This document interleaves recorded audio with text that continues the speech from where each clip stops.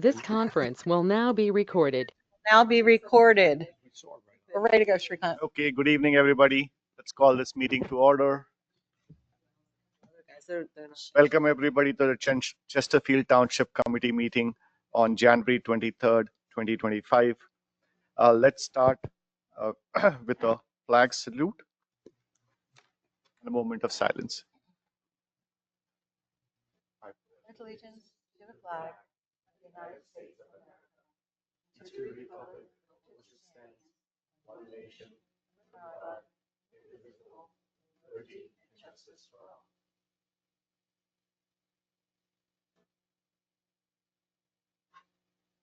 And before we go any further, Ed's not on. I'll check. He might just be putting the kids to bed. That's fine. I just want to make sure. I mean, this says the township committee meeting. I just don't. Maybe Shrikant just doesn't draw like the old mayor.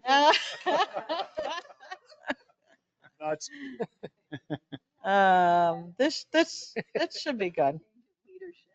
Okay, let's read the sunshine statement. Sure. Yep.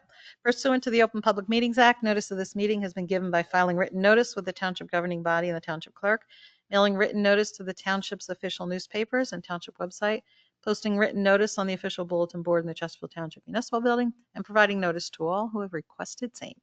Ms. Batra? Here. Ms. Hughes? Here. Ms. Codestale? Here. Mr. Litt? Here. Mr. Doherty? Here. Okay, moving on. Are there any agenda matters requiring recusal? No. None.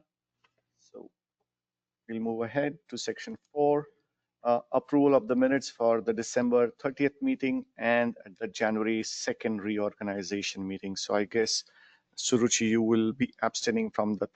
We can just do them separate. We could do those separate just to make the. Okay. So then record let's do clear. approval. Let's call for a vote for approval of the December 30th meeting, December 30th, 2024. Can I have a motion? Motion. Second. All in favor? Aye. Aye. And Approval of Suruchi, minutes you- for the January 2nd, 2025 meeting. Can I have a motion? So moved. All in favor? Aye. Aye. Thank you. So, public comments pertaining to the matters on the agenda only. Anybody in the public? Make a let- motion let- to open public meetings. All in favor? Aye. Aye. Anybody in the public would like to comment anything on the agenda? I don't see anybody Nobody's online. Okay. So I'll ask for a motion to close for public comment. So moved. All in favor? Aye. Okay. Section number 6, ordinance for introduction. We have one ordinance today for introduction. Ordinance 2025-1, an ordinance to establish annual compensation for the Chesterfield Township Emergency Management Coordinator. Can I have a motion to introduce the ordinance? So Oh. moved. Second. All in favor? Aye. Aye. The public hearing will be the 13th, I believe. Yep, February 13th.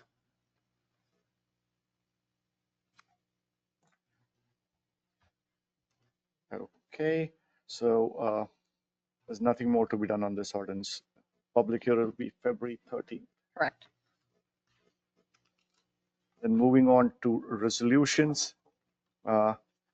Resolution 2025-1-27, resolution acknowledging appointments to various boards and commissions. Can I have a motion to introduce the resolution?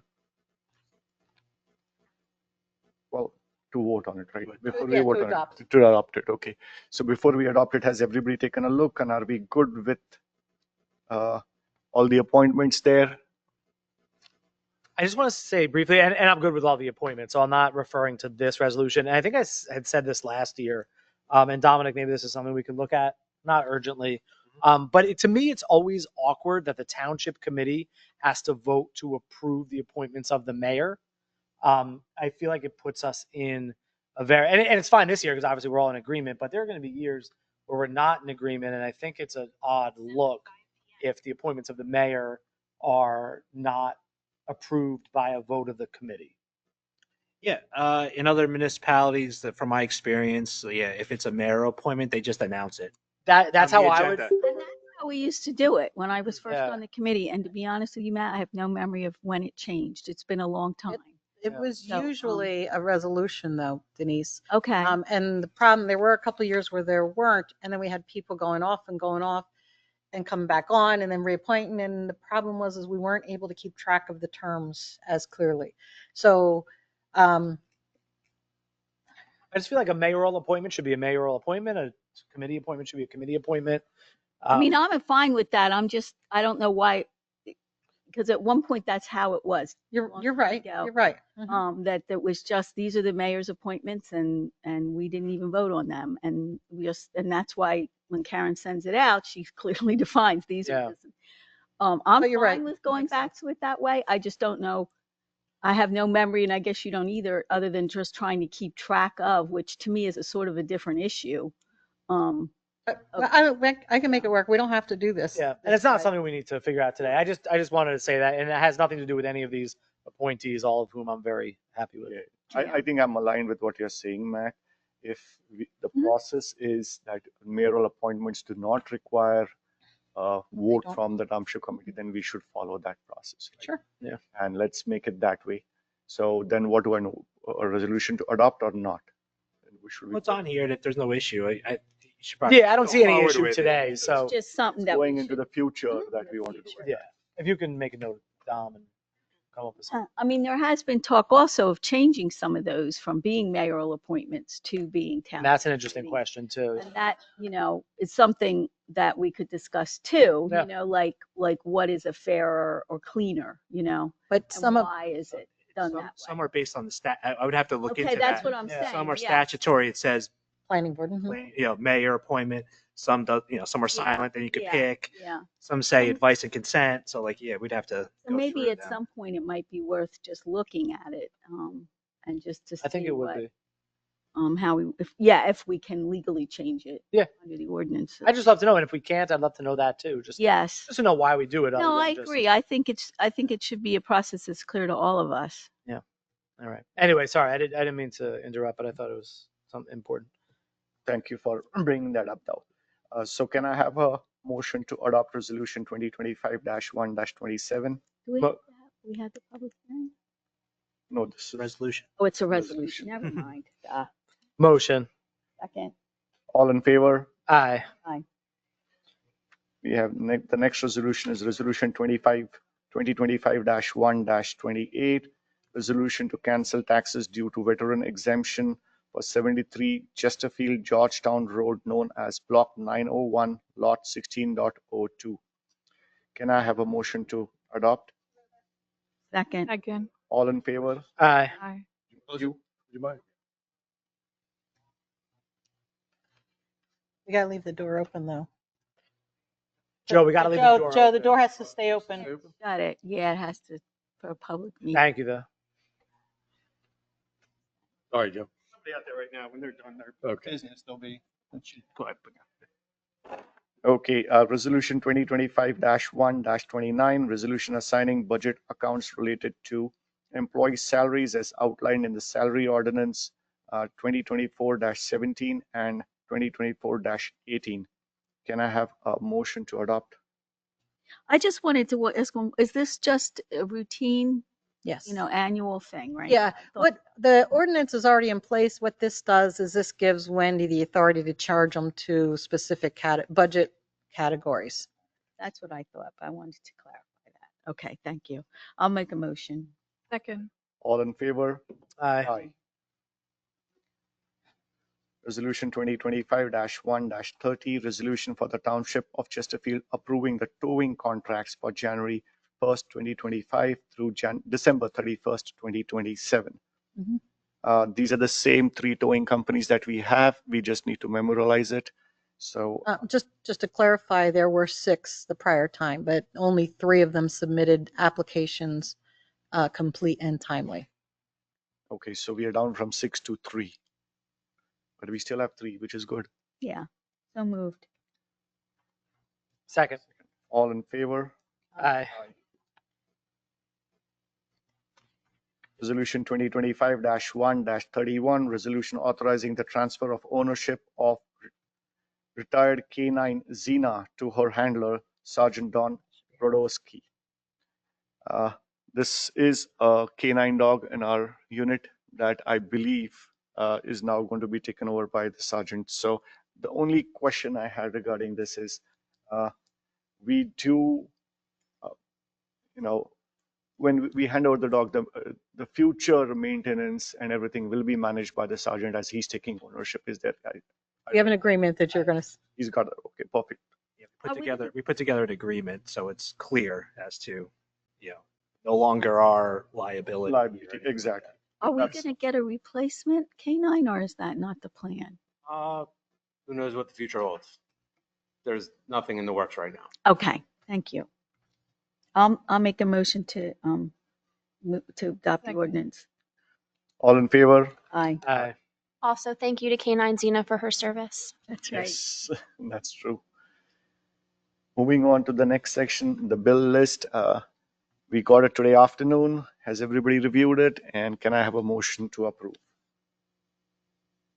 Motion. All in favor? Aye. Okay, thank you. Reports and discussions. The Olivia Way Park from the engineering proposal. So do you want to bring us up to speed, Joe? Sure. So if you recall, we, at the beginning of last year, towards the mid last year, we went out to bid for a project for the dugout at the cricket pitch and the gazebo as a combined project. The bids that we received were above the budget amount. The lowest bid was $101,000 at the time. That was end of May. At that time, we decided to go back out to bid, rebid the project with the cricket pitch dugout as the base bid, with the gazebo as the alternate bid. This way we could award just the cricket pitch dugout if that came on a reasonable budget. And if we got both, we got both. If we didn't, we didn't. What ended up happening, that came in about $60-some thousand for the gazebo and $30,000 for the cricket pitch dugout, which we awarded and has since been installed and constructed. So from what I understand, there's about $40,000 left in the budget, plus or minus, that's already appropriated for that project. I gave a report at one point. We were taking bids in North Hanover for a 12 by 18 gazebo that was mainly PVC and pressure treated wood, low maintenance structure. And we took bids for that. That ended up being about $30,000, all in place and done. Very quick, no major construction issues or anything like that. So I reported that. So I don't know if you have it in your packet. I think I emailed it. I don't know if I emailed it to everybody, but there's a brochure from the manufacturer. You didn't see that? Okay. Well, I can send you that, it but should be, Denise, it's attached in, it should be in that Yeah, group. I can't get this to open. Yeah, I can't get this to. 14.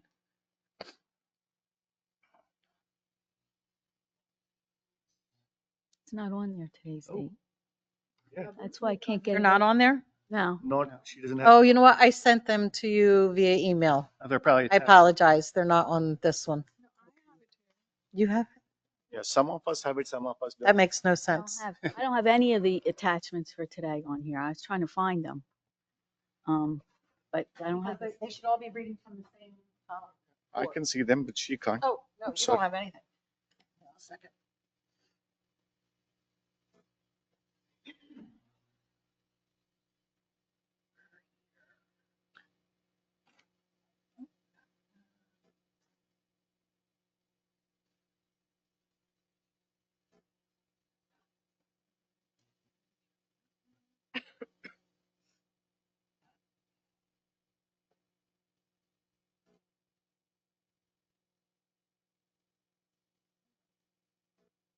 Okay. Now, Now we can. oh, wait, that's not the one. Let me Go back. No. No, that's his proposal, but that's okay. Here, let me Yeah, just go that- here. It's the one I That's already okay. read, but I didn't see it. Oh, here's the brochure. Yeah. Okay, So there great. you go. That should be, Thank you. that's one of the PDFs. Is everybody else Oh. good?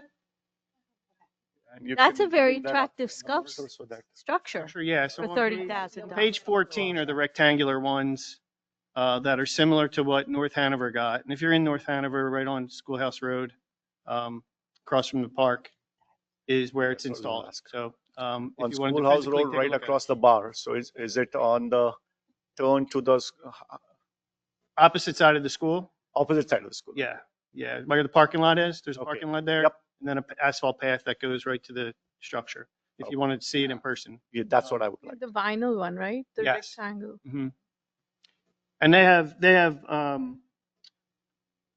have structures that are octagonal too. If that's what we prefer, we could do either. Long story short, we submitted a proposal for basically putting out for a request for quotes. So unlike going out for a full bid process, since it's below the bid threshold of $45,000, we can just request quotes from contractors. I can attach, you know, I don't want to say minimal, but less specifications than we would for a bid project, and specifically pick contractors to send it to. I can send it to half a dozen contractors who do this type of work, and they basically put a week, 10 days, and they can submit back quotes for that. So it's not as intensive a process. So you're saying we can do this within the budget that we have that's I believe so, already yes. allotted? Yeah, and that was the whole idea, right? When we rejected it, when we postponed it, I did not say reject. Reject is the wrong word. When we deferred it last time, it was because it was going outside our approved budget. And that time Joe was still looking at what other options we have. I think finally he's got one where he's successfully done something in North Hanover Township, and I believe that's the right thing to do for our town as well. And we have the approved funds for it. It's just that we want to make sure that we give Joe the, I would say, yes to go ahead and work on that and get the right bids and move ahead with the project. So I have a couple thoughts, and I know that these dollars are approved, I think, even more than a year ago. But just a couple things that I want to keep on our radar as we move into a budget season where I'm sure we're going to be told that we need to tell our residents that we're raising their property taxes again.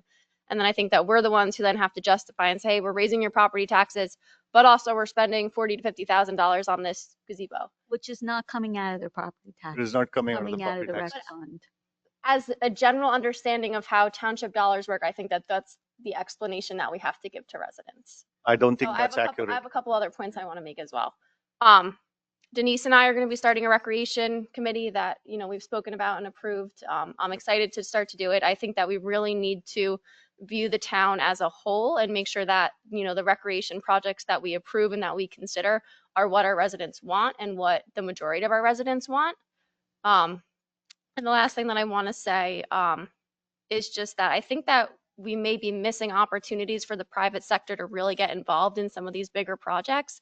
I know I've seen in other towns where there's private-public partnerships where companies can get involved via donations, where they can use it as different advertising. I think that we are eating a lot of these expenses as a town, and I hope that in the future for these types of projects, we can, reach out to the community, reach out to businesses that would probably be more than happy to get involved and save our residents dollars. That's a great idea. I like the idea of trying to get in public-private partnership. But in this case, the only explanation or only background to this is this was something that was promised to the residents because they had a change in their landscape. And the then time builder who was supposed to do the landscape for us in Olivia Way Park, as was in his original design, was modified and had a substantial, I would say, had a different landscape. And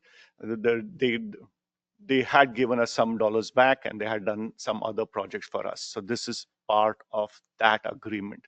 So there's a history to this, but I like the idea and I love the idea of trying to get public-private partnership. I think we should not just think about recreation. We should think about public-private partnership in other areas too, including one of the civic lots that we have, and see where we can get public-private partnership to benefit the residents in the community. But go ahead, Denise.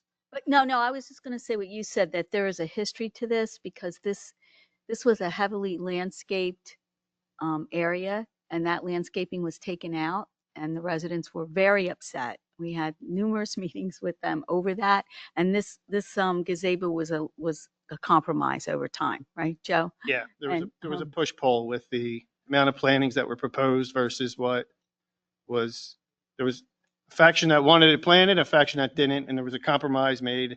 Well, What's it out was, there is what was, the residents wanted it, and the problem was that the maintenance for Public Works would have been totally onerous. So we were in agreement that that was not the way to go, that we didn't want to put a burden on Public Works to have to maintain a heavily landscaped area. But when the residents saw that, because, you know, they had seen what was supposed to be there and they end up with a field, they were not happy. So this was a compromise that was made. And then it's taken a long time because of the costs and other things that have delayed it. So that's the history of this particular project. But to your overall, I mean, I'm totally on board with, that's why I'm working with you on this direct thing. I'm wholly on board with that. And I also agree with you that we can do a much better job with private. if I could, I'd also like to add, Tuesday night, the planning board approved the Bentley development, which is next door at the end of Bentley Drive there, 23 units to come in.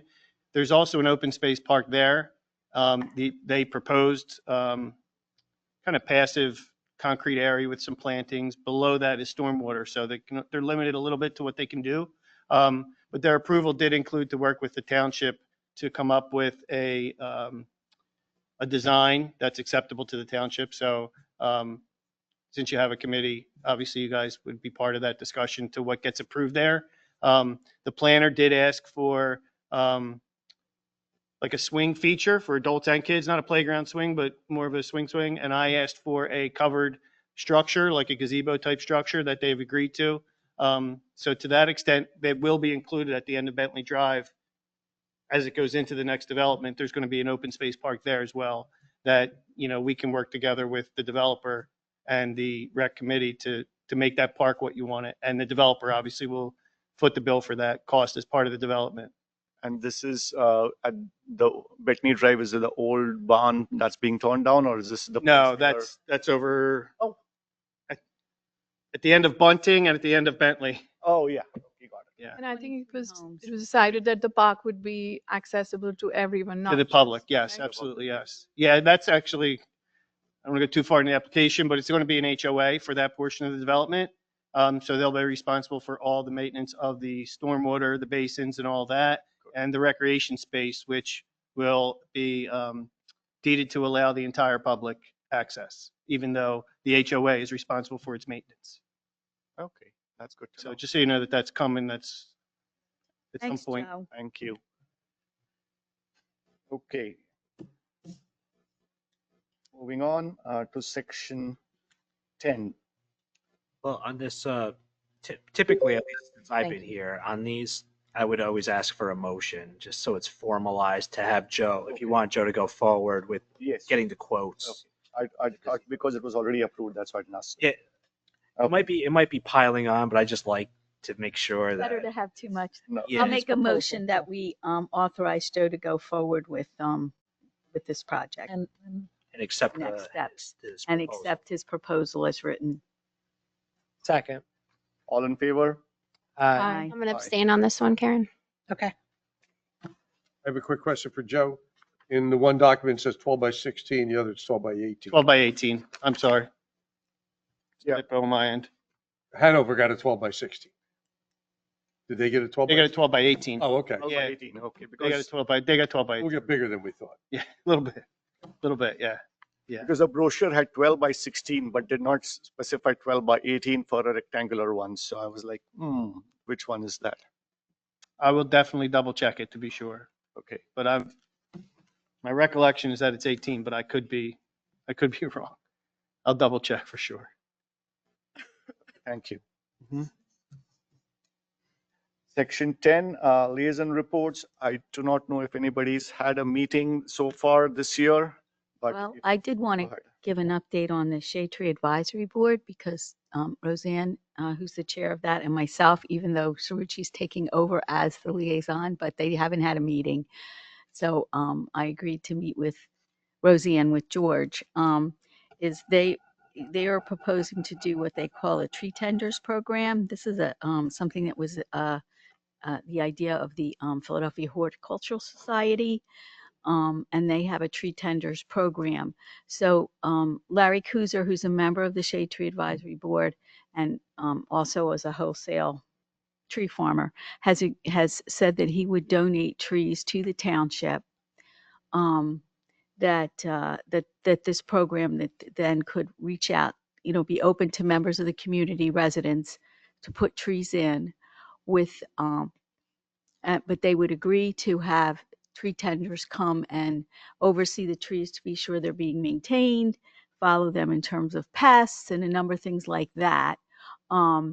So she has 5 volunteers. One of them is Sandesh's wife, Attila.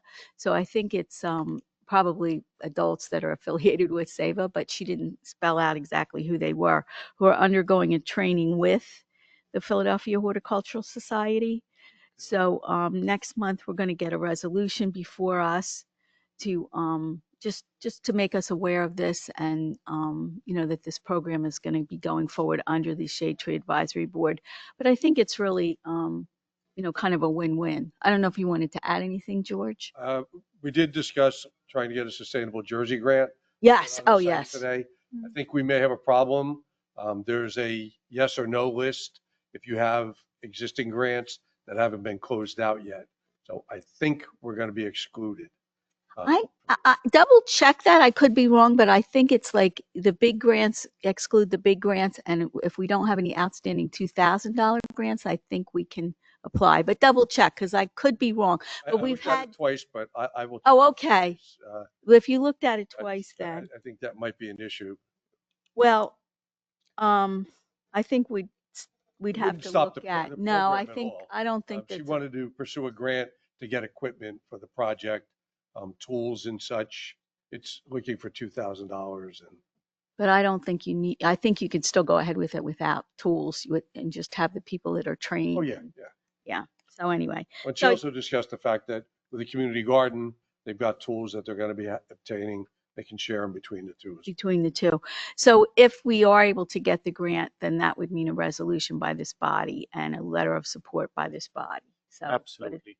doesn't sound like that might not be possible. I also had one other thought, George, as I remember that last year we had a major issue with a lot of trees, and were unable to, because of the severe heat that was there in 2024, that we did lose a lot of trees and plants. And one of the proposals was to have somebody from the DPW trained on this horticultural, I would say, aspects of maintaining trees and plants within the community, especially in the common areas that we are responsible for. So while there is training being offered by Philadelphia the Institute, whichever that horticultural institute. Well, that's specifically for people who would be members of the tree tenders. Tree tenders. So This does is that a program that they started, but they're trying to have other organizations or municipalities adopt. can we have one DPW assignee as a member of the tree tender program also? Then that way they could take the training. In one town that I worked in, we had an arborist. He was Arborist. trained because we had our own bucket truck, and he would go out and do trimming and all of those types of maintenance tasks. So I can find out what training is I available. think we should consider that when we look at the budget, Mhm. whether or not we want to see if we have money in the budget to hire an arborist, either as a consultant or whatever, because Well, this ours has was a been- public works employee. yes. That was Well, another hat he wore.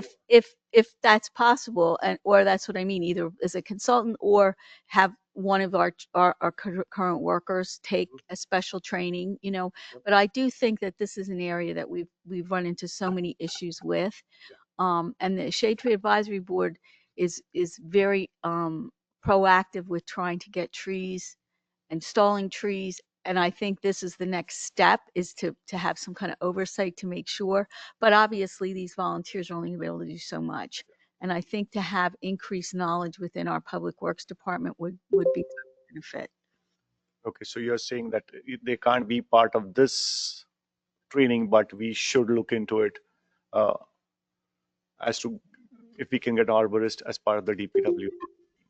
I think it'd be worthwhile to have some, I have to assume it's more advanced training. It gets into trimming of bigger trees, identifying the trees, the diseases and such. Okay. There's going to be an effort to have people, basically, as Roseanne described, potted trees, right? So they're going to be very small and they're going to be potted, plant them at that stage and then have them grow. And But I think we can get somebody, I'll see if Troy's got someone that he thinks is the right person for the job to get some training, and particularly in maintaining trees with trimming and such. I think it would be a real benefit to the township to have someone on the staff that has that. And I would hope you'd get somebody, because I think it would be a good career move for someone on our staff to get that. Thank you. That's the shade tree. The Alliance has been active. They recently had played for an assembly at the school that was very well received by the school and apparently went really, really well. They even had to change it because it was scheduled for the day of the snow and they pushed it off a day, and that went very smoothly with having it. So that was really well received by the school. And they're talking about doing next a program called Hidden in Plain Sight. Janet DeJohn, who is the chair of the Alliance, and myself had gone sometime the end of last year and saw this program demonstrated. And what it is it's a program for parents to come and learn how kids can kind of hide drugs from their parents, whether it's vaping or more serious drugs. And in this day and age, how they hide things, how they hide knowledge from their parents. So I found it to be a very interesting program. I think would be a benefit to a lot of people in our town. So we're going to be working with Savo on that, and I think they scheduled already for the first week in April, and I believe they're going to try and have it here. I don't know if they reached out to you, Haley, talked to you, Rachel, about getting a room. I mean, to make sure they do that. Because, I think they want to start small. So, I think to start here and have it, say, in this room and, get as many parents as Out you of can. curiosity, when you say the school, do you mean the middle school, elementary school, or the high school, or this kind of programs? Well, this program would be run by the Alliance with this individual who is a former drug enforcement officer who does this. And the program that Janice and I went to, the Hidden in Plain Sight, was put on by the countywide municipal alliance, the Chesterfield Township Alliance Against Substance Abuse is what the Alliance is against substance abuse for the whole county. So it was done for those. So this guy comes well recommended. He's a Who's the target audience? The target audience? Parents. Oh, parents. So so be advertised through the middle school. I mean, even the high school, and then probably even 5th and 6th grade parents. I think some of them would probably want to start to make themselves a little aware of, because it was really interesting how kids can hide things from their parents and what are some things to look for. So that's great. Yeah, so those are two of the groups that just to give updates on what's going on. And the one point, I know both of you are part of the subcommittee for recreation as well, and you're actively working on that. One of the things that we did speak the other day is we are trying to build out our 5-year capital plan. And as part of that, we also want to understand what kind of recreation funding do you need, or the subcommittee recommends.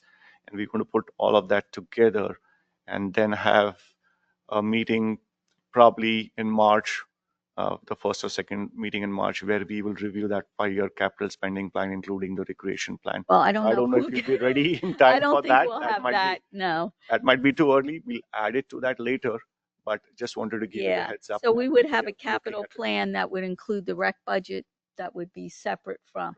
But so I think since it's separate from, I think maybe we could look at that once we can develop, add it once you develop. We get more information from the residents that become involved in this.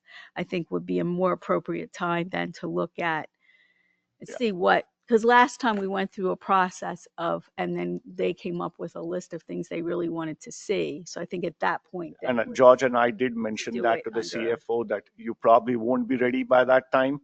It'll be too soon, but I just wanted to give you the heads up Mhm. that when we look at our total capital spend, we are also going to try and include this in there.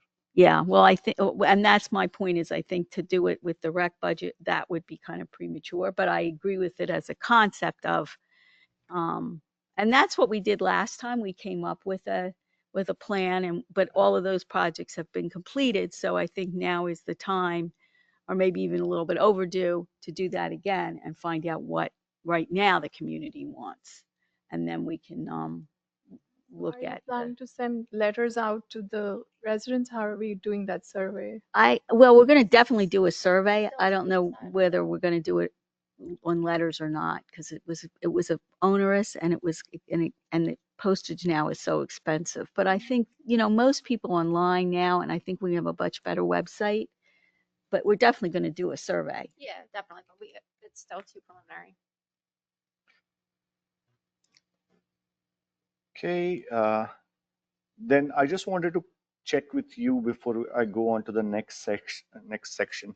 Do we want to do the public comments before the reports and reports from the administration, and because the township committee comments are included there, or when do you want the township committee? The committee had asked for it to be moved up. And I think it should be so that the public can comment on any of our comments. Okay, so we want to do section 11, then 12. Yeah, I think it's right the way it is. Right, the Yeah. way it is. Okay. Because that's, I was just trying to clarify that. Thank you for that. Moving on to section 11 for reports of administration. From my perspective, the only thing I wanted to give the heads up to everybody in the township committee that we have a special meeting for the budget on the 29th, the first one. I know not everybody can attend, so we do want to record that meeting. We will have the external, I would say, agencies like the CrossFix Community Association, the library, and I believe the Historical Society coming and presenting. We would have the Chief of Police here and the Department of Public Works walking through their plan and their request for the 2024 budget. So I would encourage everybody to at least go through that meeting. It's an important meeting, an important discussion. We will have enough time after that to review it as well, and it will be a special meeting, so the public will be there, and we are intending to also invite the the budget advisory to listen in. Have all of those organizations committed to attend and present? So they were going to, I don't know. Wendy how was many- handling all of that. Wendy was handling. So as far as I know, I one believe of everything them- was fine. Yeah. And what about the budget advisory committee? Have they met? Twice. Twice. Okay. They met tonight. We just for met our meeting. tonight. Okay. So that is going to be our first meeting. I don't think we have time to do that and go through the budget. So then we're going to schedule another meeting or we're going to go Yes. through the budget. There is another meeting planned on the 6th of March. And that would be to finalize everything in the budget so that Wendy can package it and get it ready I for think the we need to introduction. have a meeting before that where we look at line by line and what are we going to take out or what are we going to leave in. When is that meeting? Is We it usually- February? It's usually in February or even January. I mean, We absolutely need that. To go yeah, Oh, yeah. through. Yeah. I want to do that. for So sure. if you want another one, then I think we need to talk to Wendy and get that one scheduled, because I'd only scheduled to one on the 29th, where we will have a discussion from the external, I would say external agencies coming in and the DPW and the police department.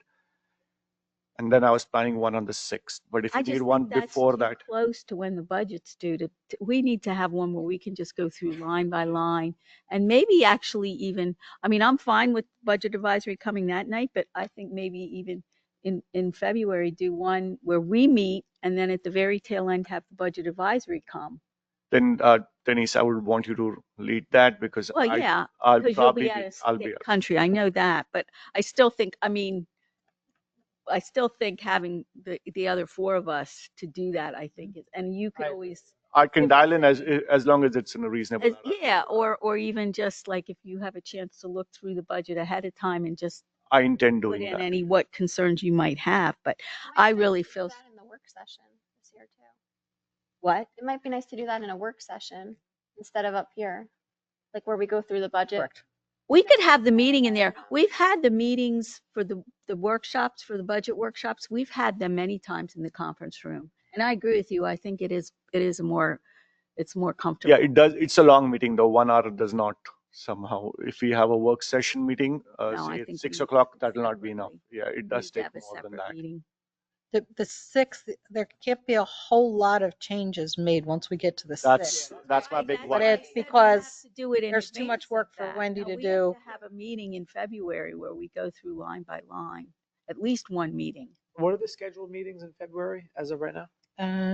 February would be the 13th and the 27th. Do we want to come up with a date now? That would So be we're all good. So that together way I rather can than trying to communicate do- to Wendy when you want to have that meeting. Budget advisory has the 11th, and I believe that's when, They are Rebecca presenting. and I are, yes. that's on the 11th. So it might be good to do it after the 11th. Yeah, that probably makes sense. And since we already have a meeting on the 13th, why don't we look at the following week? Yeah, We that have a makes sense. planning Put it board that week. meeting on the 18th, but I'm free on the 19th or the 20th. Yeah, me too. Either of those days are fine with me, or either That's those you evenings. too. 19th or 20th, fine with me. Why don't we do the 20th just to keep it with a Thursday theme? Okay. Do you want to say 6 o'clock? Yeah, let's do. Okay. 'Cause it takes a long time. So that's going to be on February 20th at 6 o'clock.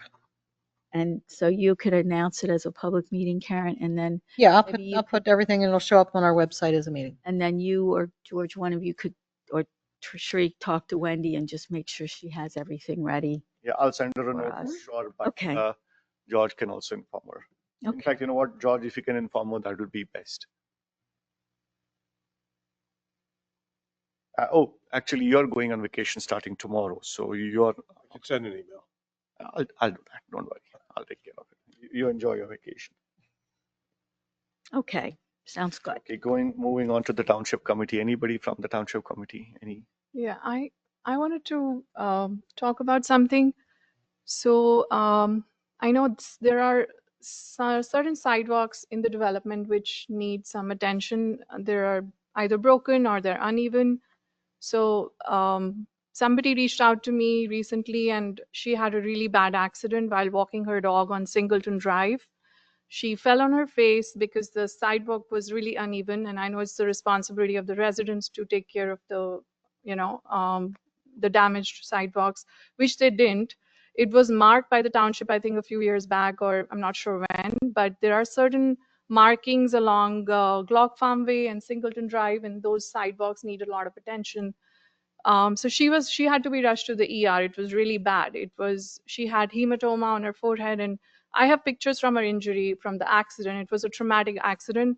So I just wanted to bring it, to everyone's attention, just so we can avoid any accidents in the future from happening, because there's been other incidents too which have not been reported. But I did discuss this with George, so he's aware of it also.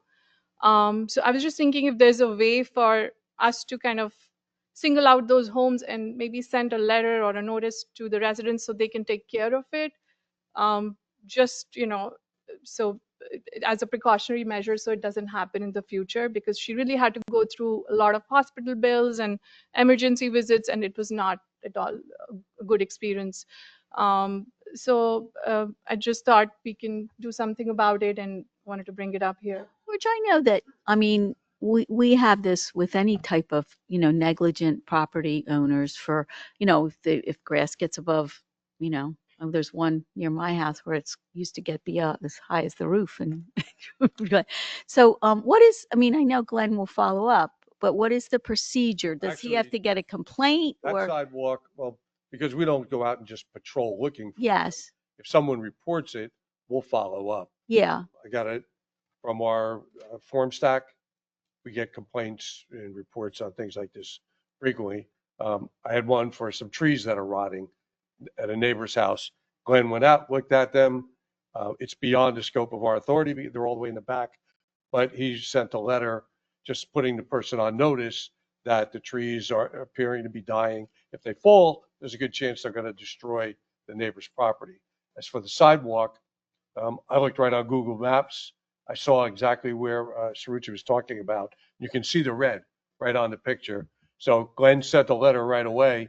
Turns out, by the time he sent the letter, which was only a couple of days, we learned that the homeowners had already replaced the concrete. If you go by, like a better word, there's crime scene tape around it. I drove by there today, just to see it personally. So yeah, that's been replaced, which, I'm glad they responded because there was such a serious injury involved. Yeah. But if we get reports on them and we're made aware, Glenn will go out, he'll send a letter if it's appropriate, and we'll follow up and see if there's action taken to remediate the problem. And as Sarucci said, it is the property owner's responsibility. And I'll defer to our esteemed attorney. Once we're made aware, I believe we have some responsibility to act. If it's our property. Hmm? If it's our property, we definitely, because then we're put on notice and Right. we'd have to correct the condition. Yep. If it's the homeowner's responsibility, doing what you're doing is totally appropriate. We could even go as far as if they're not listening to our letters, we could go a step further based on I have to look at the code, but I think based on our code, we could even issue a notice of violation if it's that in such a state of disrepair, like we're saying. Thank you for that. I actually did speak to the homeowner as well. And one of the things I think that came across was the homeowner who had to fix it, fix the pavement. He initially said, nobody in the township is doing it, so why am I being asked to do it? And then I think when the impacted party said that I'm putting you on notice, this was really bad, and I can take action, I think he did not want to wait any longer. The point being, I think a lot of residents are either ignorant or not aware. And I don't know what effort is it on our part to at least identify those pavement and those homeowners who need to act on their pavement. I can certainly tell you my immediate neighbor is one among them. He's got a situation where he's not even aware. He's not aware that he has to take care of it. So how do we, is it feasible for us to at least identify those pavements that need repair and those homeowners who need to act on them and act on that and then send them a notice? The problem is, I think, from a liability perspective, is that if we back me up or don't back me up on this, Dom, like if we endeavor to identify all the sidewalks that are non-conforming, now if someone is injured on one that we didn't identify, now we're involved in the process. Is that right? I mean, ultimately, yeah, they'll sue everybody, including, the township, because we have deep pockets, they would think. But ultimately, in that situation, like under the Tort Claims Act and things like that, we wouldn't ultimately be responsible if it's clearly identified in our ordinance that it's the homeowner's responsibility. But it seems like we're changing that here. Like what we're talking about is potentially changing that where it's now our responsibility to notify. No, I'm just saying that we do it in interest. Proactive measure. Exactly. We're taking the first proactive, thing but maybe you're notifying the homeowner that It's like a property. he or she is responsible for this. I think Putting them on.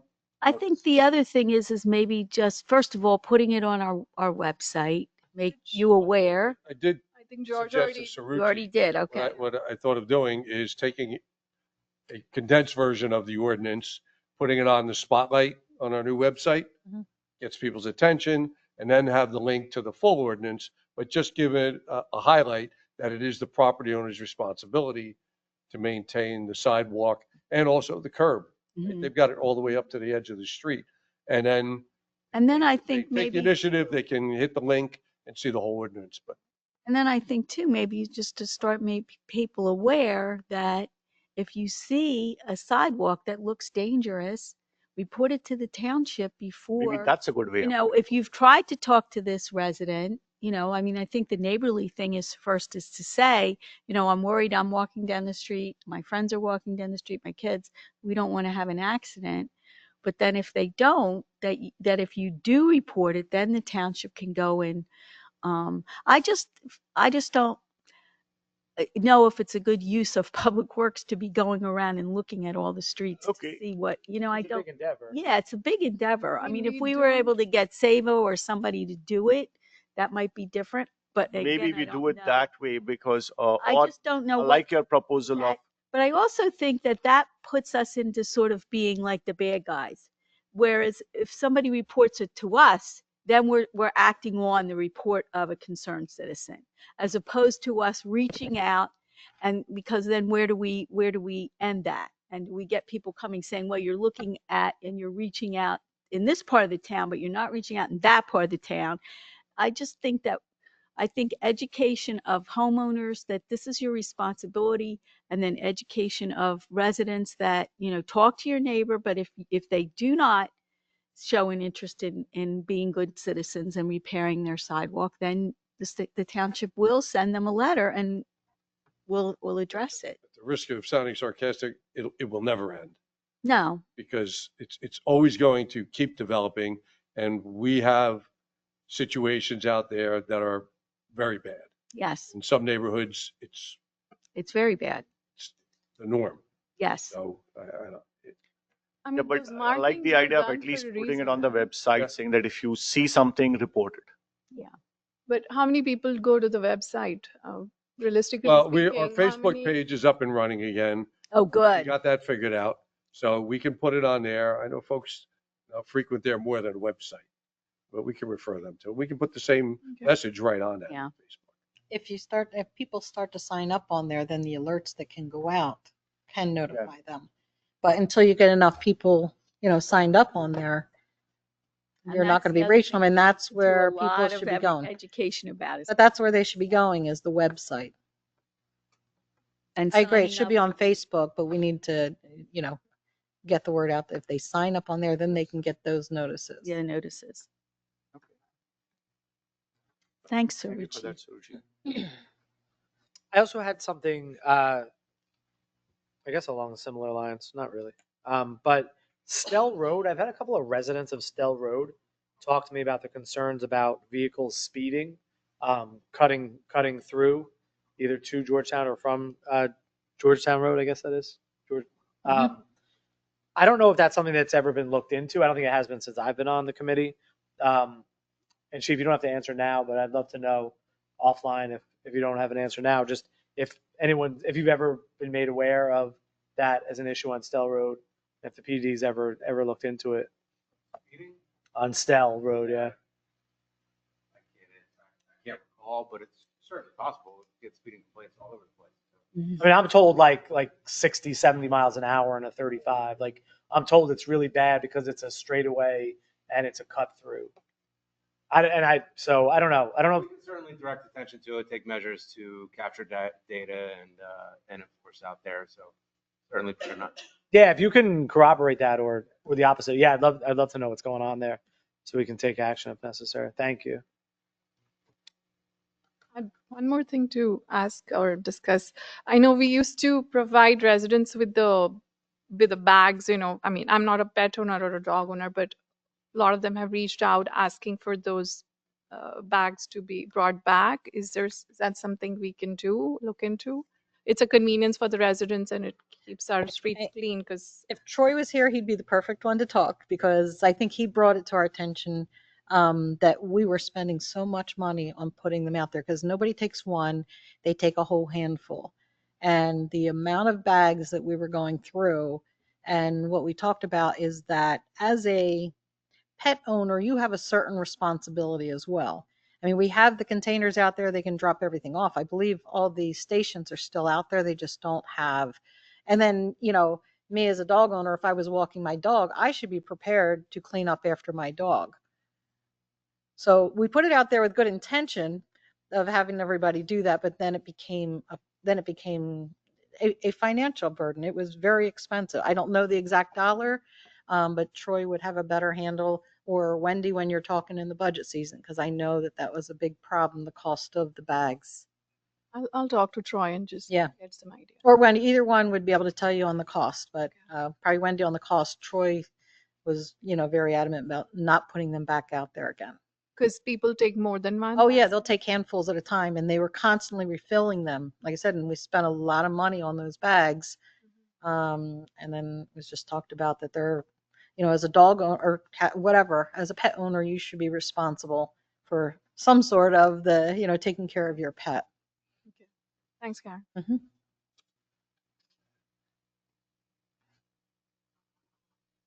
Anybody else? Otherwise, we'll move on to George and Joe after that. Just a couple quick things. Mayor, you had talked to me about the damaged mailboxes, the reports, and having a policy. So I put together a policy that we could put out immediately, making our residents aware if they have a damaged mailbox, what the guidelines would be. I'd want you all to see it first, so you don't get too many nasty calls about the contents of it. I did look at several other towns, and I used those. There were many consistent features of their ordinances and policies about the types of mailboxes, the costs, the nature of the cause of the damage to them, and use that to put this together. So I have a draft policy, a draft ordinance that would take, obviously, probably into the spring to adopt. We could put the policy out if it's suitable, and also a draft reporting form that our residents could submit to the town that would have our public works go look into the matter. And thank you for doing that, George, because there were at least, I know one resident put a video of his damaged mailbox, and I do believe that resident also called the township. Okay. And, There have been a few calls that came in. Yeah. and in the past, I remember we had a bad storm, 4 or 5 years ago, and we had a lot of damaged mailboxes. And that time, I did bring up this issue to the township, and township committee was not in favor of doing that at that time in time. And I did also bring it up that it is something that our county also offers, and I wanted to be at least at the same level at what the county does. And if you have something and you've done some homework, I would love to read that. I didn't look at the county, so I don't know what their policy is. If you like, I'll take the time to check theirs I out. think you should see if it's because consistent. many of our residents live on county roads. Right, and I did Yeah. put that in, that we're not Yes. responsible. But for the county I roads. think maybe it would be to have something that's equitable might be a good idea. Doesn't it have to be like a uniform rule across the board for the entire state, or it varies? Everybody's, I mean, many towns have no policy at all. Okay. I found variations in the few that I looked at, but, that way it'll be a consistent application. That's my only, if you live on this road and the county knocks your mailbox down, you get treated X. And if you live. What on I a did county find road- is that the municipalities use the standards that the Postal Service puts out, where the height of the mailbox, setback from the curb, which I think is probably a big problem, is the mailboxes actually protrude beyond the curb line. And when our guys try to go curb to curb, they're taking the front end of the mailbox off. Those are excluded by the ordinances. If they protrude out, and you can see whether or not they did by where the post was, those people are excluded from getting a reimbursement because they're improperly mounted, which I can tell you, mine should have been knocked off years ago. I mean, it is. Lots of us do it, right? We don't take it into consideration. But out of fairness to our operators, they're going down, they're trying to get curb to curb, which everybody wants, and you've got this thing sticking out 4 or 5 inches, Yeah, and I appreciate you looking into it. If I'm a homeowner and if my mailbox are installed when I bought the house, Yep. it was installed by the I am builder. well aware of the reaction that we would So get. the residents are That's gonna why I be- want you to look at it first and see if you approve. But I'll look at Burlington County, see what they have as well. Sounds good. So I'll do that first before I distribute it to you. Also, we have our new audio video equipment up. Of course, if it's going to go wrong, it goes wrong at the worst time. I know about the planning board meeting. Yes, yeah, Um, Tuesday. we did our dry runs after that. Karen and I were in here today. I'm knocking on wood that this doesn't start squealing. The technician is coming back on Monday. Going to try to get the bugs out. We had this humming noise coming through. There's some volume issues that we're dealing with, but I think the display is good. I think once we get the sound worked out, it'll be a nice tool for our planning board meetings, particularly that they can put exhibits up there and people can follow along. So, most of it's pretty darn good. I think it worked out okay. Yep. That's great. Thank you. The only last item I wanted to talk about is a follow-up. Karen always reminds me to look through the minutes of the previous meetings and see if I promised I was going to look into something. And we talked about the beaver issue back in December, and there was a conversation, actually, Denise, you had talked about looking into whether or not we should install them based on Rachel Dekovich's comments. I did talk to Joe about it. The issues that we had weren't something that would have been resolved or remediated by these beaver deceivers. They're bypasses for the water flow that the beavers can, if they build their dam, it won't impede the flow of water because it goes through it. These structures that were discovered weren't dams. I think they were called huts or dens, but they were on the banks of our different basins. So this wouldn't resolve that. Our other dilemma is we have about 13 basins in the development. There are several $1,000s a piece to buy and construct. So what Joe and I would suggest, Joe, if I'm speaking correctly, is that if we develop a problem and it seems to be recurring, then we take that extra step to try to prevent it, particularly if it occurs at the same spot. But, we're going to be playing whack-a-mole out there with all the basins we have. So, if that's okay, or whack-a-beaver, whatever. Makes sense to me, yeah. But Thank you for looking into I it. think we should just wait and see how things go before we make that investment. Do you think maybe you could just send, when you get back, a quick email to the Environmental Commission to let them know that you Sure. followed up, and Yep. that way they'll know that. Anything else, Joe, or is that? No, it's exactly what we talked about. All right. Thank you, sir. And moving on to Joe, your report, and then we'll go to police chief. I think I saw your report too. Okay, so you should have a copy of my report. I'll go through all the items that are currently active, since it's the first one of the year here. Item 1 is stormwater compliance. May 1st, our annual report is due. That's where we'll certify that in 2024, for 2024, that we've been compliant, which we have. That gets, every year we certify that. So that's upcoming.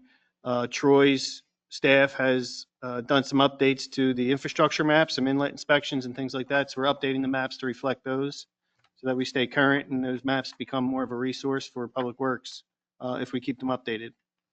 Item 2 is, this is the 2019 and 2020 Sykesville Road phases 1 through 3. The maintenance bond for that project did expire. However, the contractor did agree to make some repairs that were supposed to be done at the end of 24, but due to weather and the conditions, that got bumped to the spring till weather will allow it. So they're paving repairs. So we want to make sure. Is it everything that was on the maintenance bond list? There's about 5 repairs, I believe, that And they're agreeing to do all of that? they've agreed to take care of them. They should have been marked out. I don't know if it survived the latest snow, but we have them documented, so we can mark them out again if we need to. So as soon as the weather is conducive to doing those asphalt repairs, we'll have the contractor do those. Item 3 is Sykesville Road phases 4 and 5. That is in maintenance period. We did make a recommendation that the retainage that we're holding for that contract be released. The maintenance bond is good until end of May 2026. Marjoram Road, I've been in discussions with both Aqua and PSE&G. Aqua, I'm meeting them on next Tuesday. They've agreed to relocate the hydrants that need to be done, so they'll do that at no cost to us. There's only 3 that need to be relocated since we're widening Marjoram Road. So I'm meeting with them on Tuesday to go over those locations. PSE&G, I'm still trying to get a meeting together to review the locations where we need a couple poles to see if we need to include them in our project or if they will just relocate them as part of the widening requirement. Sometimes if you have to widen due to safety and we have substandard lane widths, they'll assume the cost for that. So I don't know if they will yet, but that's where I'm headed. But I'm still going to, by the end of the month, submit to DOT for approval to bid the project so that we don't hold that up at all. So I'd like to have it under contract, when the weather breaks, early April, so that we're ready to go construction-wise.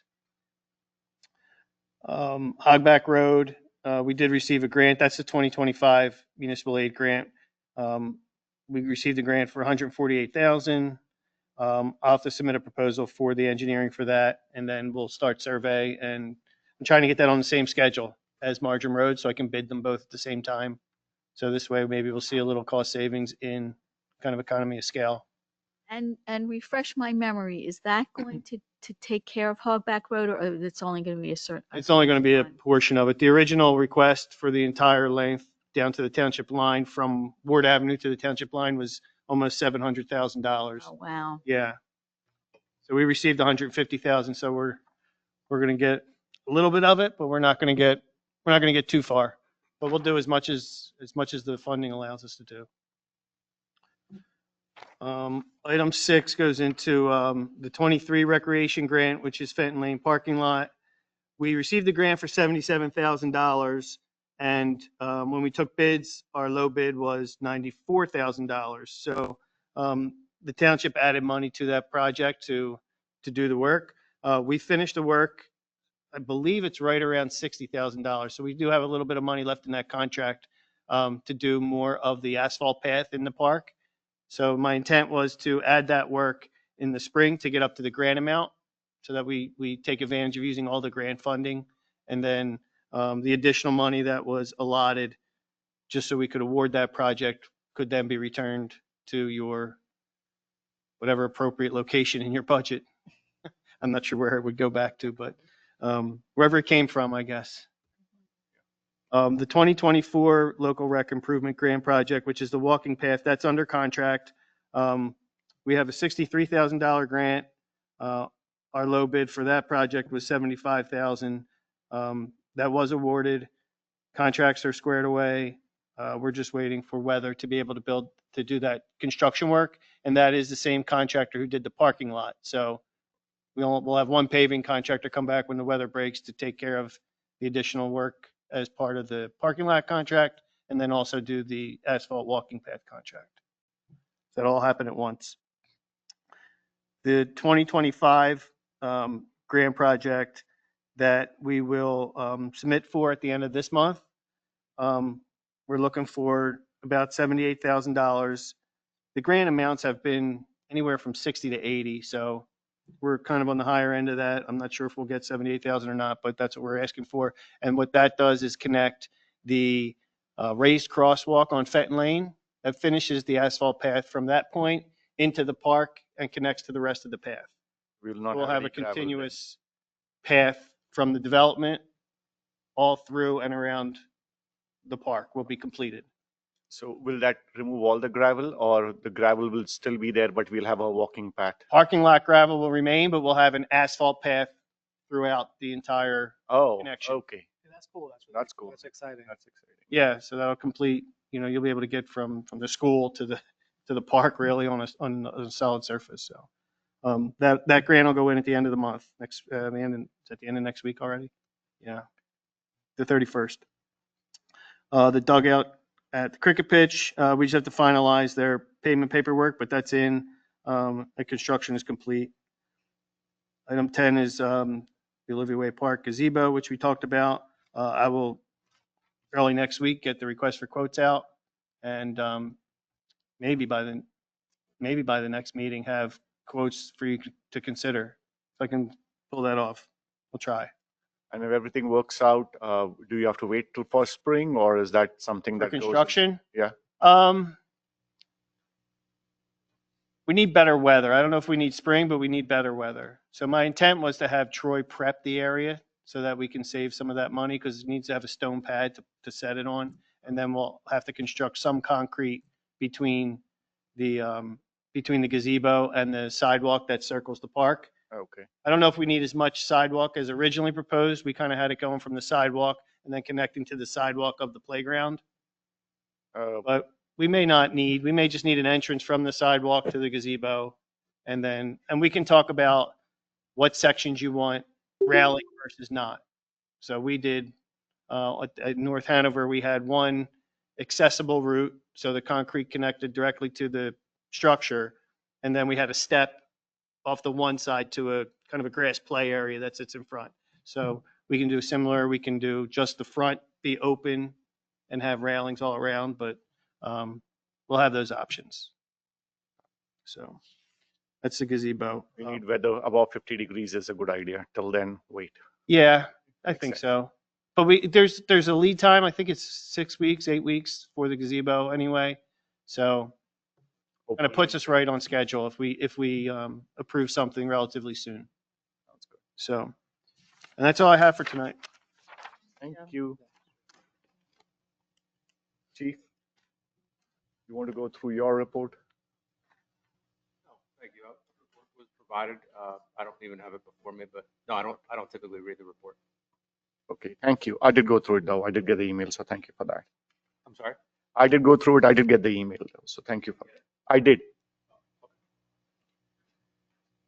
Okay, if there are no further questions, then I would like to open it for public comments. Can I have a motion to open it for public comments? Motion. My request to everybody is please, from the township committee, let the public complete their comments, and for us to respond, let all the members of the public commit their comments, and only then we'll respond. Karen will remind us if there are any specific questions that we missed or if we think we should be responding. But one of the things Karen reminded me was let the public speak first and let all the members of the public speak, and then you can, from the committee, can speak to that afterwards. Okay, we have a motion and open for public comment. Thank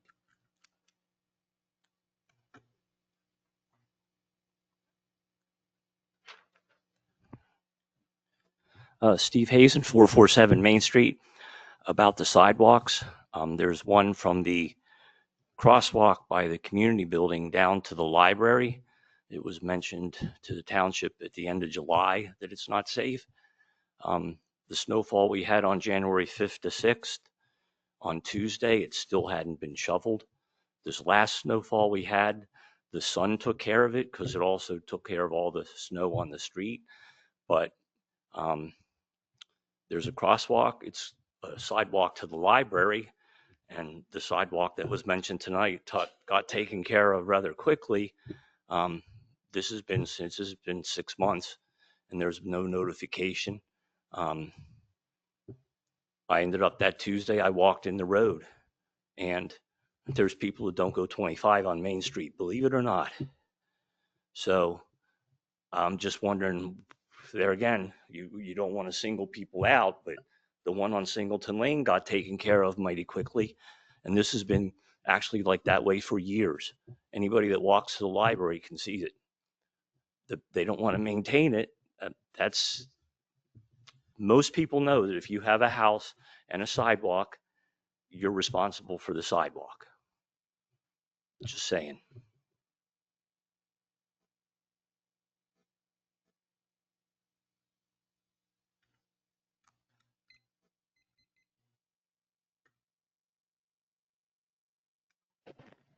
Susie Mayon, 16 Chesterfield Crosswicks Road.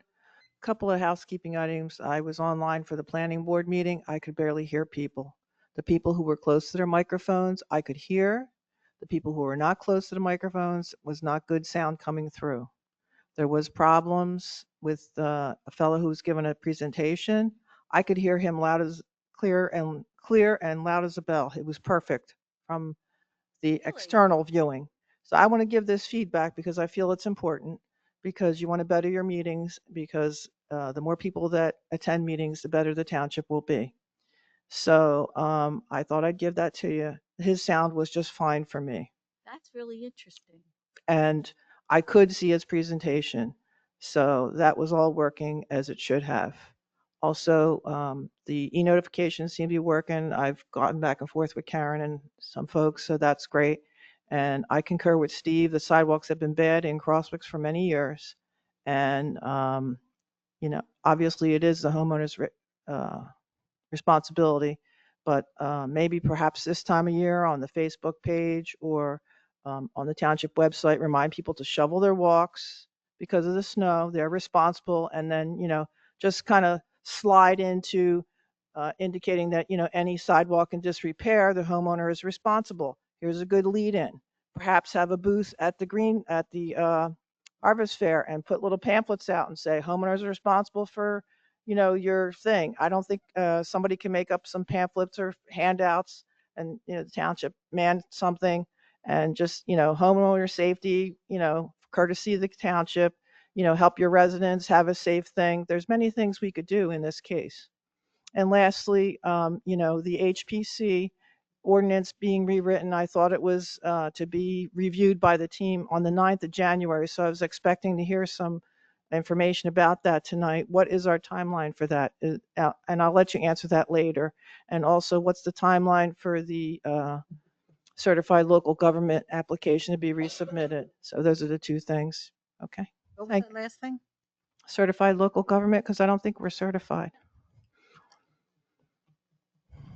So anyway, I appreciate your time. Thank you so much, and welcome to the new year.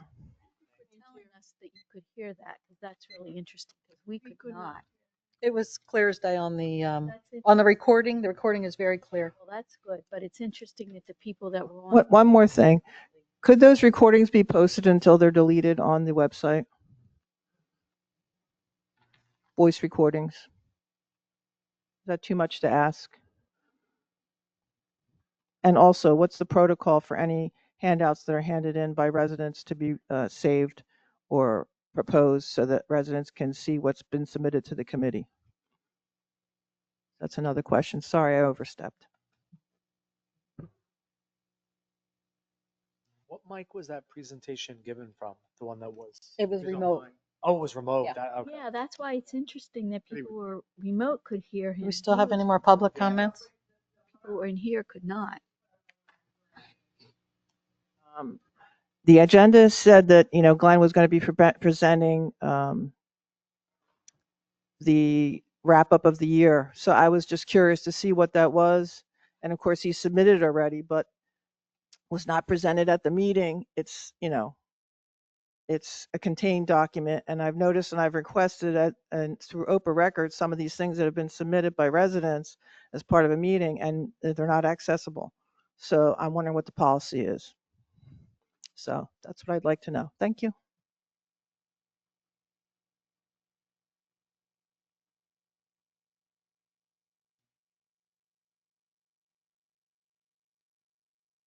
Anybody else? Anybody online? I don't think. No. Unless it has a question. So I would like the, township attorney to give us a little bit of, Do we want to close public comment? okay, Motion. to close Second. public. Second. Thank All you. in favor? Aye. Aye. I would like our township attorney to give us some guidance on the HPC timeline. And then I'd like to understand the certified local government issue as well from your perspective. So I do. I mean, if Dominic wants to talk about it, that's fine. I do go though going forward. I'm a little concerned about asking for legal information as a matter of course at the close of public comment. If you're able to talk on it, then talk on it. But I was a little bit worried about turning it over to the attorney for answers.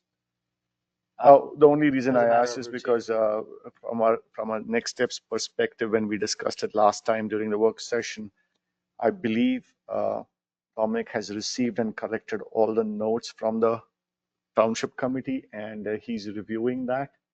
And we were supposed to get something back from him after all the notes are reviewed, so then we could. That's fine. Yeah, I think it's better to have that conversation offline. But But you're right. I mean, everything you're saying is correct. So Yeah. so that's fine. Just want to make sure that everyone has sent me everything. There's no one's anticipating on sending me any other comments. So long as that's the case, we can have if you want to do a work session, I'll have something out if you want to do it on the 13th. I could have it something to you as to what the comments were, like a summation of those, so we can have that discussion at an upcoming work session. I just want to make sure. So the four of us obviously had time to comment. I just wanted to make sure Sarucci had time to comment because she wasn't even on the committee at that point in the work when we discussed it at the work session. So you may well have no comments, but I'd like to make sure that you have time to submit whatever you. Okay, well, I can immediately, if you don't have it, I'll immediately email it to you, the revised proposed ordinance that everyone has commented on. If you want to provide me any comments, that'd be great. You can just email it to me back. So to committee's pleasure, I could have it done by, if you want to do it on the 13th or the 27th, whatever you guys like. I think as a committee, we should be prepared to, come in familiar with the ordinance, familiar with the comments that were submitted, so that we can kind of go through and, decide as a group what we're going to move forward with and what we're not, to try to get this into some type of final version in the next, few months. Yeah, and I think we also promise maybe it's too strong a word, but we certainly discussed a committee or subcommittee of residents to discuss what we come up. I think that's going to be very difficult to accomplish that. I mean, who are we going to have on that committee and how are we going to do that fairly? I think for starters, members of the committee should certainly be residents of the two historic districts. That's a good idea. Yeah, I mean, I think we want that input in a manageable way. And I think that's going to be, it may be difficult, Denise, you're probably right about that, but I think it's the soundest way to go about it. So one of the things we heard clearly from all the residents who attended the workshops was that they want enough time to review the ordinance. Then they would like their comments to be made either in writing or in person. And then the township committee takes that into account. And if they want to revise and update the ordinance, then we vote on it, that revised or updated ordinance, right? So we get written comments. I don't know, how does this So done? we need to put in sufficient time. Firstly, assuming 13th, if everything works out, and if we are going to make the introduction, we certainly want to keep No, we're going to have a discussion on the. It's not ready for introduction yet. Oh, I mean, how we're talking, and this is obviously a very big issue, right? And you want to get it right. I just put that in air quotes instead of constantly amending it, right? So it might take some time, but I think you got to have all these discussions. So I think we have to go through the comments, talk about them all. That could take a couple of work sessions. It could, who knows? But once you have, I think, where the committee's comfortable, then if you want to, up to you, if you want to include residents, we can then have a couple of sessions. And if there's a lot of residents, you could break it up if you wanted to, and hear from different perspectives. Like you have a few residents come in and give their comments in one session. We take that into consideration. If we want to make a revision, we have another set of, if there's more residents that want to come in and look at it, fine. To a point where we've listened to their comments, we've addressed them if we needed to, and then we all feel comfortable that you would feel comfortable that you've heard all the comments from people affected who've come to the meetings, invested their time, and they want to be heard, which they should be. And then you finally have a product that you can introduce and go forward with, and hopefully never have to amend again.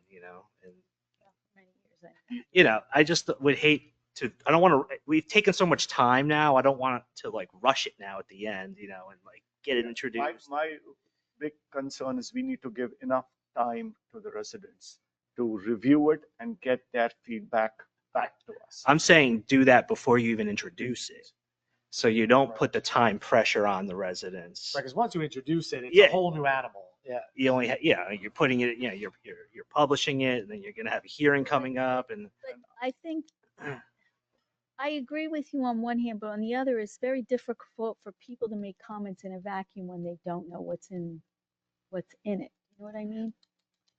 Right. So if we introduce it, can we have a long period between introduction and when we vote on it, like a I whole would be month or even 6 weeks? in this particular, yes, but in this particular instance, I'm comfortable with you once we have a draft, like an official final draft, sharing that with people. You know, if there's a committee you want to form or whatever, sharing it then before it's introduced. I mean, it's work product, but it's going to be something that we're Kind of like the ultimately. budget. I mean, we can kind of follow the budget process, right? Where a preliminary budget is created, right? The budget advisory committee isn't looking at, they're not creating the budget from whole cloth. They're looking at the preliminary budget and they're giving comments, and then we're ultimately moving forward with that in part.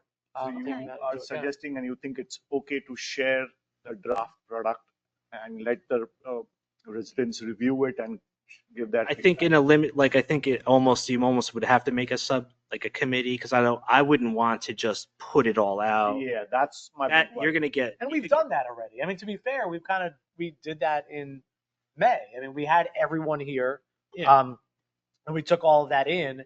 And obviously, we don't want to limit the number of people who are involved, but it needs to be manageable. Otherwise, we're not moving forward. We're never moving forward. Right. So I think the committee, and I think maybe we encourage those residents who are passionate one way or another to submit those comments to that committee. Maybe that's the best way to do it. And yeah, I mean, we'll have to figure out a way to make the committee fair, because there has to be, I think, I don't know if it's equal, but certainly a roughly proportionate number of people who were pro and people who were against, and kind of people in the middle. And I think at this point we kind of know who's who, and do it that way. Yeah, I think that makes So sense. why don't we do one thing then? Why don't you and Denise, Matt and Denise, request the two of you to form a subcommittee then? And then once we have this draft ready, we can take it to that subcommittee for comments and incorporate all that feedback before we introduce. You want us to select the committee? But aren't you working on a We draft have recommendations. based on the input? I mean, obviously we have to wait now for Sarucci's, but that you've gotten from us already? Right. I'm going to see. You have extensive comments, right? Yes. So what I'm doing is I'm like summarizing them. I can't. If I go and just take your comments, I'm gonna just pretty much come back with like the old ordinance. Yeah. You know, like, and that, like, it's like, so I'm trying to like just take on each section what the comments are, right. and kind of summarize them. So here are the issues, here are the concerns with this section by section, you know, of the ordinance. And then you guys can have a discussion as to those comments, and if you want to revise the draft in that section based on those comments, and then we ultimately then have a revised draft. Okay. That's how I was envisioning doing it, because if I took everyone's comments and then started it's because they some contradict, so it's like I can't pick. Right. I like nothing No, you're doing no, is I easy. agree. I mean, it's not. you know. No, I mean, that's kind of what I thought you were doing, but I mean, Yeah. you're coming up with the paper that we can work with. That's Right. what I meant. Exactly.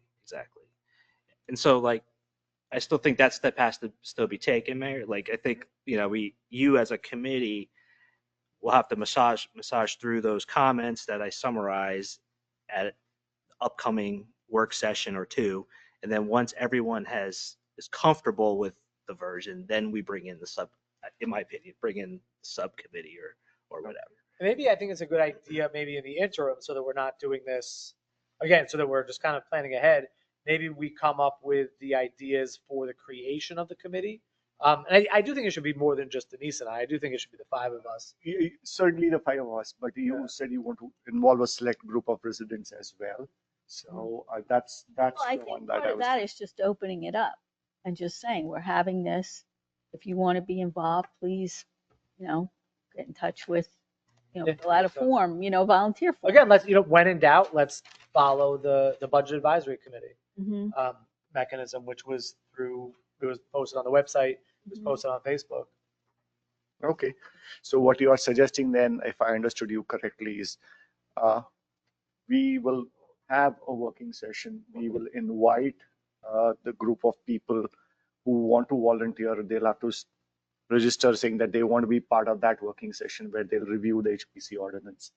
And that's the one that, or the output of which will be the one that we'll introduce. Not yet on that one. I think well, first of all, Dominic, and then we as a committee, I think have some work to do first before we get the committee involved. That, I agree. I think we'll look at what Dominic comes to us with and then go from there. And I think too, that'll narrow down the issues, because if we just hand a big ordinance to a subcommittee of residents, I think it's going to be really difficult. I think the importance of what Dominic is doing is that he's going to identify the issues. So let's say there are 50 clauses in it, for example. My guess is that we agree on 44 of them, and there are 6 of them that we don't. And if Dominic can kind of highlight, identify those 6 where we see it differently, that's where we can start working through. I don't even think it's that many. Yeah. They're just big ones, but yeah, Right, I agree. Okay, and then from a timeline perspective, then at this point in time, we do not have a timeline to share where we can say that we are ready with it. Right now, we are still in the works. We are still working on the draft. And whenever we are ready for production, that's when we'll have to communicate that once we are ready, once you see it on the agenda and it's ready for introduction. So then it's not. Okay, the second thing that I really did not follow completely was when Mr. Mayor said that we certified local government. We are still not a certified local government, or what does that mean? Or what was the implication of her statement? So the township made application to, and I'm not real familiar with this stuff, the State Historic Preservation Commission. Oh, see, that's, And then that's what brought in a lot of these things with the ordinance. So we've never that's done. part of the reason why the ordinance, that was the entire reason why the ordinance in the first place, because the state SHPO said that your ordinance does not qualify you to be CLG. You have to make these changes. And that's what we were working on. And then that got put on hold because of all this other And that's going to be, and here we go. Like, that's going to be one of the issues, right? Yes. Right off the bat. objective to Because, become a CLG. right, if the object, that's going to make the ordinance longer, more procedures, and all these things that the state has already to get the CLG, they wanted us to add things to the ordinance that we already had. So one of the questions is going to be, if we do reduce it down, will they accept that? We're going to have to resubmit it to them, and they could just trash it. They will. And not trash it, but say you have to make substantial revisions to it. And the time that it took the last time when we said we wanted to do this, it took them several months to give back those revisions, and then we were working on those revisions. And what's the benefit of this title? So the theory is that it makes you eligible for additional grants. There's a lot of grants that you cannot get unless you're CLG certified for historical societies. Are a lot of towns in New Jersey certified? I don't know. I couldn't tell you, to be honest. I don't know. It's like sustainable, how we get grants from them, because if we are certified sustainable NJ, right? Something on those lines. It's probably similar, but to get certain grants, they will only consider you if you're CLG. I remember there was this lady who would come and made a presentation to us about 2 or 3 years ago, saying that if we were CLG, now I'm drawing that connection, we would be eligible for more grants. And she was a consultant, I believe, who kind of helps with all historical grants. And if I'm not wrong, that lady came. Margaret Hickey. She's the one that did our guidelines. Guidelines. Okay. So it might have been her. I don't recall the particular conversation you're talking about, Shri, but it probably would have been her. She did come and make a presentation. Because part of that whole process to get the CLG was to have, and that was the first step that was taken, was to get the local guidelines. So I think at some point, and I think this question will come up inevitably, so maybe we just start doing the homework now, is how many more grant opportunities are you opening yourself up to if you are CLG as opposed to if you're not? Is it like a substantial, I don't know the answer, but I wonder, But it's something we should, I'll think we should have actually that reach out to information the just- state office and ask them that question. Yeah, I need to be. I mean, for my vote, I need to be convinced that it's worth the burden on the residents. I don't believe that it is, but obviously I'm always listen or willing to listen.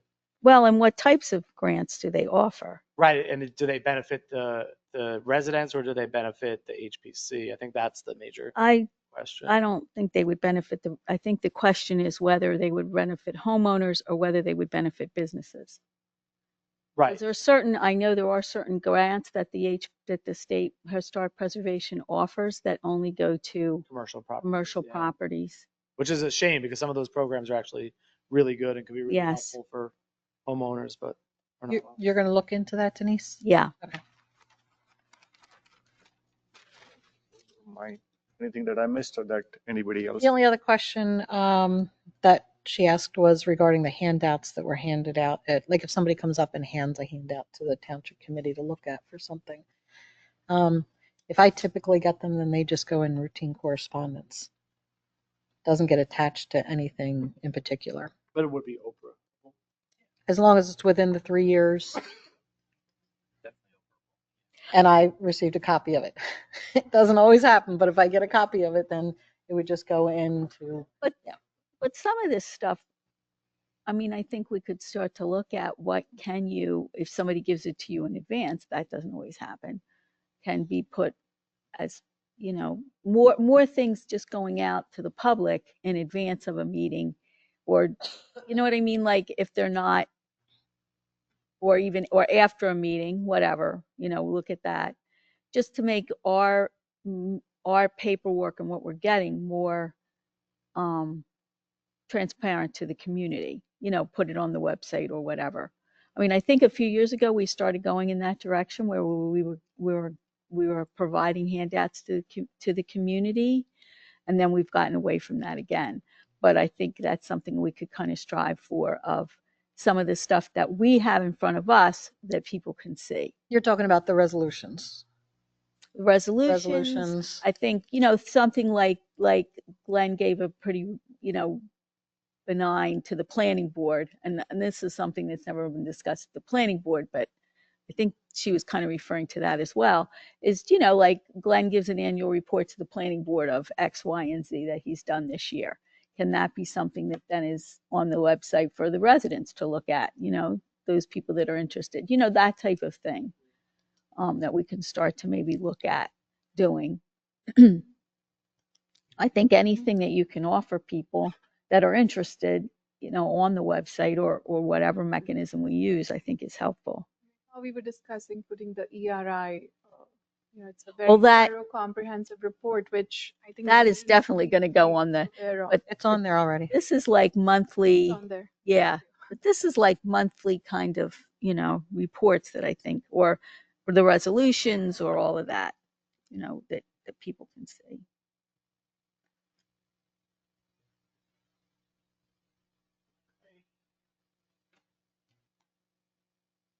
Good.